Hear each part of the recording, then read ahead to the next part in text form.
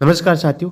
आज हम साइंस के टॉपिक उत्प्रेरक का अध्ययन करेंगे और इसमें अपन नॉर्मल सी थ्योरी पढ़ के 30 क्वेश्चन सॉल्व करेंगे। उसके अंदर आपके 100 क्वेश्चन सॉल्व हो जाएंगे। एक टॉपिक के छोटे से टॉपिक के 100 क्वेश्चन सॉल्व कर लिए तो अब इससे परीक्षा के अंदर 2 से 3 क्वेश्चन हर परीक्षा में आता है। यदि विज्ञान उसके अंदर इंक्लूड होती है तो यानी 2 से 3 क्वेश्चन इस टॉपिक को पढ़ने के बाद आपको किसी भी बुक्स वगैरह से नहीं पढ़ना है, सीधा एग्जाम में जाकर। और कुछ तो जैसे मैं 30 क्वेश्चन कराऊंगा, इसके अंदर 100 क्वेश्चन इंक्लूड होंगे तो उसी में से सेम टू सेम क्वेश्चन आ जाएंगे। यदि इस से रिपीट होते हैं तो आप इन 30 क्वेश्चनों को आराम से करोगे तो आपके उत्प्रेरक से संबंधित कोई भी डाउट नहीं रहता। और इस में से 100% सवाल 2 से 3 क्वेश्चन या क्वेश्चन आते ही आते हैं। ऐसा नहीं है कि इस टॉपिक से क्वेश्चन आता नहीं है। बहुत मोस्ट इंपॉर्टेंट टॉपिक है, तो ध्यान से पढ़ना इसको। अब बात करते हैं उत्प्रेरक। वह पदार्थ जो किसी रासायनिक अभिक्रिया को परिवर्तित करता है, यानी क्या करता है, परिवर्तित करता है, लेकिन समय अपरिवर्तित रहता है। गुण और भार की दृष्टि से समय तो अपरिवर्तित है लेकिन अभिक्रिया को परिवर्तित करता है, उसे उत्प्रेरक कहते हैं। यानी केवल उत्प्रेरित करता है, समय उस अभिक्रिया में भाग नहीं लेता है। उदाहरण के माध्यम से समझे तो KClO3 के विलयन में ऑक्सीजन बनाने के लिए अपन ने MnO2 उत्प्रेरक के रूप में कार्य करता है। देखिए, ये पहला होता है अभिकारक। कोई भी अभिक्रिया में स्टार्ट होती है, पहला अभिकारक होता है और दूसरा क्या होता है, उत्प्रेरक होता है। फिर तापमान वगैरह देते हैं, फिर जो बनता है वो उत्पाद होता है। उत्पाद एक से अधिक बन सकते हैं और लास्ट में जो उत्प्रेरक होता है, जैसे 2KClO3 में उत्प्रेरक के रूप में MnO2 काम करता है। इसको 270 डिग्री पर गर्म किया तो 2 उत्पाद बने।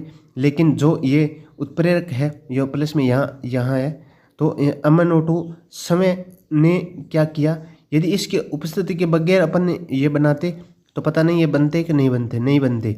लेकिन इसकी उपस्थिति में ये किया तो MnO2 खुद अपरिवर्तित था, लेकिन इसको 2 भागों में बांट दिया। इस प्रकार ये उत्प्रेरक का काम करता है। तो ये अभिक्रिया भी आपके पेपर में आ सकती है, तो इसको भी आपको नॉर्मली ध्यान रखना है। ज़्यादातर अभिक्रिया आती नहीं है, केवल क्वेश्चन आते हैं, लेकिन यह अभिक्रिया मोस्ट है तो मैंने इसमें उदाहरण के रूप में डाल दी। तो यानी ये 2 देख के आपको ये और ये इसके बारे में पूछ सकती है, तो आप ध्यान रखना। आगे बात करते हैं अपन उत्प्रेरक के लक्षण। उत्प्रेरक अभिक्रिया के अंत में रासायनिक रूप से अपरिवर्तित रहता है। ये क्वेश्चन बहुत बार आ चुका है। अभी उत्प्रेरक है स्वयं वो अपरिवर्तित रहता है। उत्प्रेरक की बहुत कम मात्रा भी अभिक्रिया को, यानी नॉर्मल सी मात्रा भी डाल दें अपन को विलयन में उत्प्रेरक की, तो वो भी अभिक्रिया को प्रेरित करने में सहायक होती है। बहुत कम मात्रा भी ध्यान देना। और अभिक्रिया का प्रारंभ उत्प्रेरक नहीं करता है, ये बहुत मोस्ट इंपॉर्टेंट है। यानी उत्प्रेरक अभिक्रिया को प्रारंभ नहीं करता है, केवल उत्प्रेरित करता है। उत्प्रेरक अभिक्रिया की साम्य अवस्था को प्रभावित नहीं करता है, ये भी मोस्ट इंपॉर्टेंट है। उत्प्रेरक अभिक्रिया की साम्य अवस्था को प्रभावित नहीं करता है, केवल वेग को घटाता है या बढ़ाता है, ये ध्यान रखना। और संकीर्णीय ऊर्जा को घटाता है। 2 ही काम करता है उत्प्रेरक। अभिक्रिया के वेग को परिवर्तित करता है, यानी या तो घटाता है या बढ़ाता है, या संकीर्ण ऊर्जा को घटाता है, ये ध्यान रखना। और आगे ऋणात्मक उत्प्रेरक और धनात्मक उत्प्रेरक के बारे में बात करेंगे तो वेग की भी बात आ जाएगी। इसके बाद उत्प्रेरकों की प्रकृति विशिष्ट होती है। क्या होती है? विशिष्ट होती है। तो इसमें समय अपरिवर्तित रहता है और नॉर्मल सी मात्रा डालते तो भी अभिक्रिया को परिवर्तित कर देता है। और उत्प्रेरक अभिक्रिया का प्रारंभ उत्प्रेरक नहीं करता है, ये ध्यान मोस्ट इंपॉर्टेंट है। साम्य अवस्था को प्रभावित नहीं करता है और उत्प्रेरक की प्रकृति होती है वो विशिष्ट होती है। इसके बारे में आगे बात करते हैं अपन। उत्प्रेरकों का वर्गीकरण, वो भी भौतिक अवस्था के आधार पर, ध्यान रखना। भौतिक अवस्था के आधार पर अपन उत्प्रेरण का वर्गीकरण करें तो वो है समांगी उत्प्रेरण और विसमांगी उत्प्रेरण। समांगी उत्प्रेरण कौन से होते हैं? जब उत्प्रेरक अभिकारक एक ही अवस्था के हो। उत्प्रेरक और अभिकारक, अभिकारक कौन सा होता है? ये। उत्प्रेरक कौन सा होता है? ये एक की अवस्था हो। जैसे ये भी गैस है और नाइट्रोजन ऑक्साइड भी क्या है? गैस है। तो दोनों गैस है, तो इनकी अवस्था क्या है? भौतिक अवस्था क्या है? गैस है। दोनों समान अवस्था के हैं, तो ये है समांगी उत्प्रेरक। यानी नाइट्रोजन ऑक्साइड क्या है? समांगी उत्प्रेरक। इसके बाद अपन बात करें विषमांगी उत्प्रेरक की, तो इसमें उत्प्रेरक तथा अभिकारक की अवस्थाएं क्या हो? भिन्न भिन्न हो, तो वो विषमांगी उत्प्रेरक। जैसे अभिकारक है नाइट्रोजन, ये क्या है? गैस है। और अभिकारक क्या है? नाइट्रोजन गैस है। और उत्प्रेरक क्या है? लोहा, अफी। तो ये क्या है, ठोस। लोहा तो ठोस होता है, तो ये ठोस है, यानी इसकी तो अवस्था गैस है, इसकी अवस्था ठोस है। तो ये जो ये लोहा है वो उत्प्रेरक क्या हुआ, विषमांगी उत्प्रेरक हुआ। बस नॉर्मल से आपको ध्यान रखना है, समांगी उत्प्रेरक जिसकी अवस्था है अभिकारक और उसकी उत्प्रेरक अवस्था सेम हो तो समांगी, और विषमांगी जैसे अभिकारक और उत्प्रेरक की अवस्थाएं अलग अलग हो तो विषमांगी। इसके बाद अपन और दो थे स्वयं उत्प्रेरण। इसमें क्या कई बार क्या होता है, जो अभिकारक होता है वो ही उत्प्रेरक का काम करने लग जाता है, तो उसे स्वयं उत्प्रेरक कहते हैं। जैसे ये आपके मेथनोइक अम्ल है CH3CO, तो इसमें यह स्वयं उत्प्रेरक का काम, जैसे जब किसी रासायनिक अभिक्रिया में कोई उत्पाद समय का उत्पाद क्या है, समय का उत्प्रेरक का कार्य करता है तो वह स्वयं उत्प्रेरक कहलाता है। इसके बाद अपन बात करते हैं प्रेरित उत्प्रेरण। प्रेरित उत्प्रेरण क्या है, जब एक रासायनिक अभिक्रिया किसी दूसरी रासायनिक अभिक्रिया के लिए प्रेरक का काम, यानी एक रासायनिक अभिक्रिया दूसरी रासायनिक अभिक्रिया, तो ये आपकी इंपॉर्टेंट नहीं है तो इसको आप छोड़ भी सकते हो। इसके बाद अपन बात करें उत्प्रेरक। इसके बाद क्या बात करें, उत्प्रेरक वर्धक। दो और होते हैं, उत्प्रेरक वर्धक और उत्प्रेरक विष। जो समय उत्प्रेरक नहीं होते हैं लेकिन वो उत्प्रेरक वर्धक और उत्प्रेरक विष का काम करते हैं। तो उत्प्रेरक वर्धक क्या होता है, वे पदार्थ जो किसी रासायनिक अभिक्रिया में प्रयुक्त उत्प्रेरक की क्रियाशीलता को बढ़ा देते हैं, यानी उत्प्रेरक की क्रियाशीलता को बढ़ा देते हैं, उसे उत्प्रेरक वर्धक कहते हैं। समय काम नहीं करते हैं, उत्प्रेरक पर काम करते हैं, वो उत्प्रेरक वर्धक होते हैं। यदि उत्प्रेरक की क्रियाशीलता को बढ़ा देते हैं तो वो तो उत्प्रेरक वर्धक होते हैं, और जो उत्प्रेरक की क्रियाशीलता को घटा देते हैं वो क्या होते हैं, उत्प्रेरक विष होते हैं। जैसे इसमें इस अभिक्रिया उत्प्रेरक क्या है, ZNO है, और उत्प्रेरक वर्धक क्या है, Cr2O3। ये उत्प्रेरक की क्रियाशीलता को बढ़ा रहा है, तो इस प्रकार ये उत्प्रेरक वर्धक होगा। इसमें नॉर्मल क्वेश्चन पूछा जाएगा, आगे क्वेश्चन होंगे तो इससे आपके कंसेप्ट क्लियर हो जाएगा। अब अपन क्या है क्वेश्चन देखते हैं, 30 क्वेश्चन देखेंगे, उसमें आपके टोटल डाउट है वो क्लियर हो जाएंगे। क्या है, उत्प्रेरक एक ऐसा पदार्थ है जो रासायनिक अभिक्रिया के वेग को घटाता है या बढ़ाता है या परिवर्तित करता है। उत्प्रेरक में दो प्रकार के उत्प्रेरक होते हैं, एक तो होता है धनात्मक उत्प्रेरक, ध्यान रखना आप। इसे अपन क्वेश्चन के माध्यम से बहुत से उत्प्रेरकों में दो प्रकार के उत्प्रेरक होते हैं, एक तो धनात्मक उत्प्रेरक, एक ऋणात्मक उत्प्रेरक।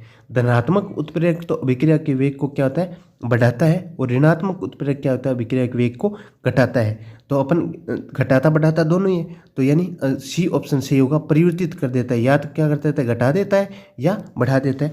तो उत्प्रेरक ध्यान रखना, ऋणात्मक और धनात्मक दो प्रकार की होती है। धनात्मक उत्प्रेरक वेग को बढ़ाता है और ऋणात्मक अभिक्रिया के वेग को घटाता है। तो इससे आपके कंसेप्ट है वो क्लियर हो गया होगा।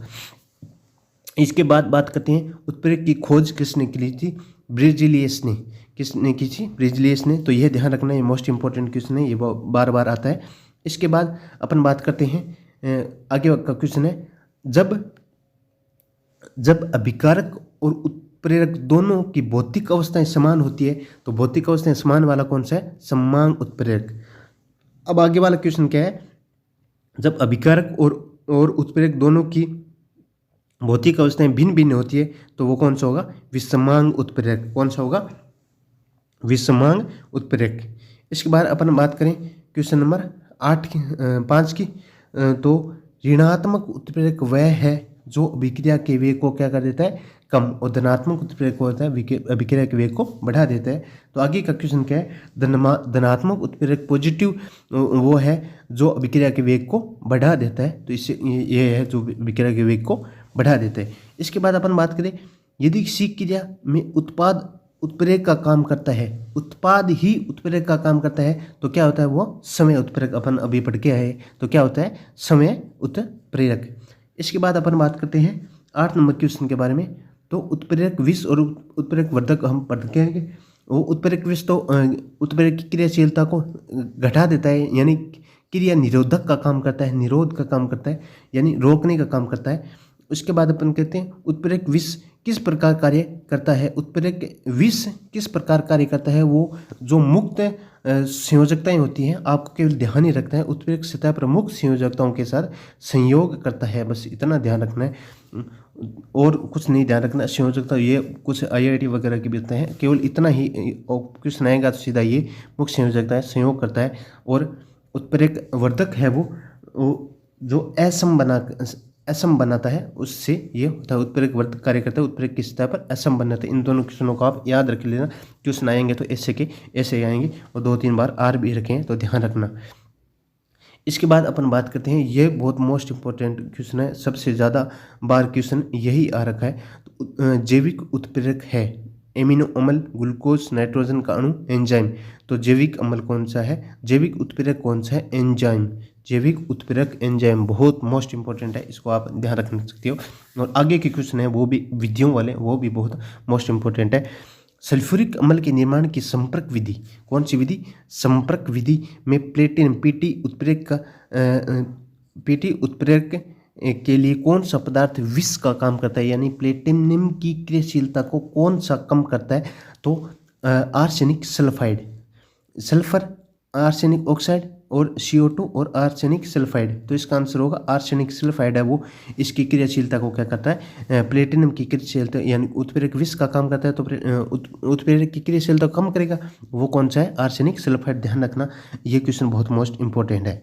इसके बाद अपन बात करें तो निम्न में से किस प्रकार के उत्प्रेरक उत्तम सिद्ध होती हैं। संक्रमण तत्व जो पीरियोडिक टेबल होती है साइंस के अंदर, आपने 10वीं क्लास में पढ़ रखा होगा, उसमें जो संक्रमण तत्व होते हैं वो उसका विन्यास संपूर्ण होता है, तो वो उत्तम सिद्ध होती हैं, वो मोस्ट इंपॉर्टेंट उत्तम होती हैं, वो जो ज़्यादातर विक्रिया में वही काम आते हैं, उन्हें संक्रमण तत्वों के उत्प्रेरक होते हैं। जिनको उत्प्रेरक के रूप में काम करें तो वो संक्रमण तत्व उत्तम सिद्ध उत्प्रेरक है।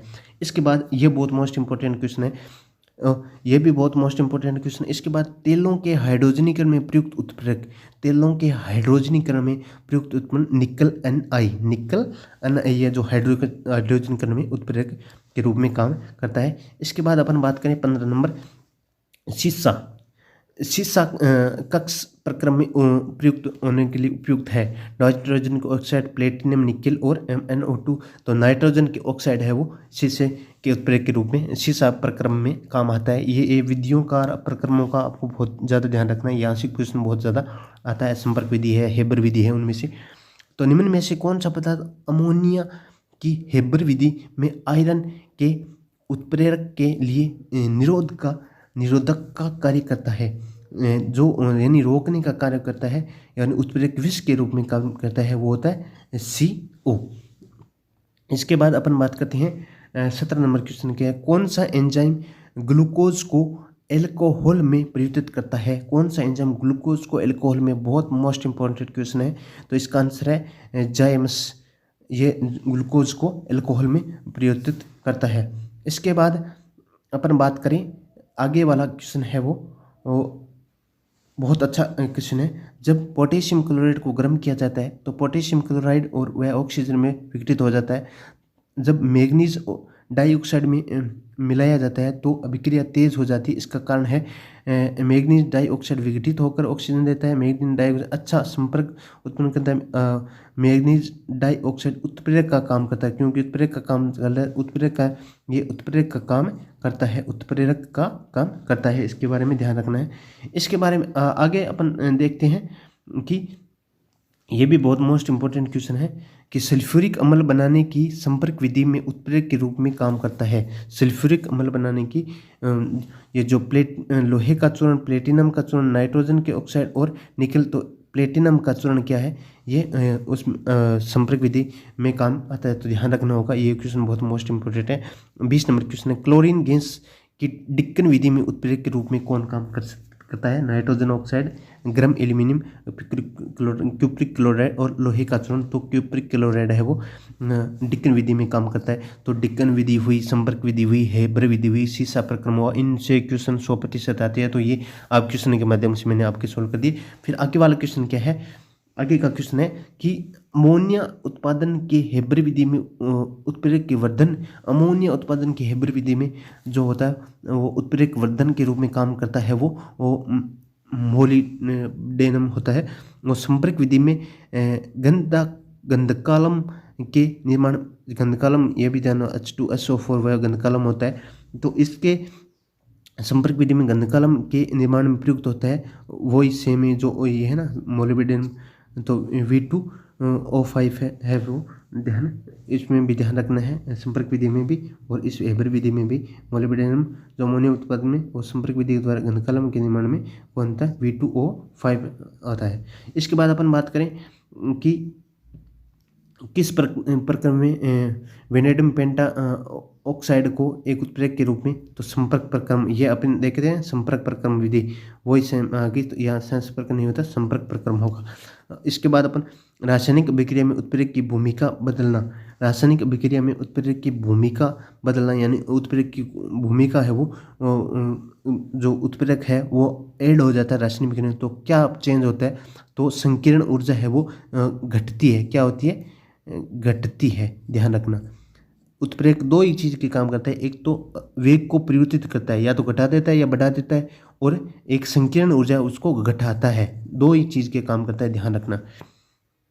इसके बारे में बात करें अपन उत्प्रेरक के संबंध में निम्नलिखित कौन सा सही है, ये बहुत मोस्ट इंपॉर्टेंट है। यह प्रतिक्रिया की दर बढ़ाता है, यह प्रतिक्रिया की दर है वो बढ़ाता है, यह संकीर्ण ऊर्जा बढ़ाता है, यह संकीर्ण ऊर्जा घटाता है, यह 3 नंबर कर लेना, और यह प्रतिक्रिया के खर्च, यह प्रतिक्रिया में खर्च हो जाता है, तो दर को बढ़ाता है, और यह क्या है, संकीर्ण ऊर्जा घटाता है, यानी 1 और 3 इसके सही है। इसके बाद अपन बात करें कि 6 नंबर क्या है, उत्प्रेरक एक ऐसा पदार्थ जो रासायनिक अभिक्रिया के वेग को परिवर्तित करता है, यह अपन ने पढ़ ही लिया है, और खोज किसने की थी, खोज है जो ब्रिजलिस ने की थी। इसके बाद है जब अभिकारक और उत्प्रेरक दोनों की भौतिक अवस्थाएं समान हो तो समांग उत्प्रेरक होता है, और जब अभिकारक और उत्प्रेरक दोनों की अवस्थाएं तो विषमांग उत्प्रेरक होता है। इसके बाद ऋणात्मक उत्प्रेरक वह है जो अभिक्रिया वेग को क्या कहते हैं, कम कर देता है। बस फाइनल। इसके बाद कोई भी डाउट हो तो कमेंट बॉक्स में आप डाल सकते हैं, और चैनल को सब्सक्राइब कर लीजिए। इस प्रकार सभी आपको जो भी टॉपिक है विज्ञान के अच्छे से करवाए जाएंगे। धन्यवाद साथियों।